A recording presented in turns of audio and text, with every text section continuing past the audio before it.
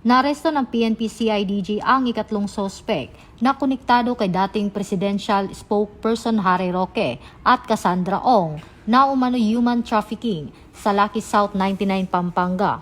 Ang sospek na isang Chinese national na kilala bilang alias Boss Terry ay dating administrative officer ng kumpanya at inakusahan sa pananakit ng mga Chinese Pogo employees.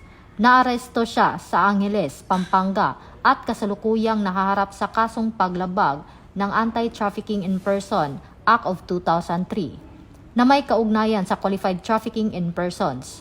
Ayon sa CIDG, bahagi ito ng malawakang operasyon na nagsimula noong Mayo 15 taong kasalukuyan upang hulihin si Roque, Ong at iba pang may outstanding warrants bilang tugon sa mga reklamo tungkol sa human trafficking.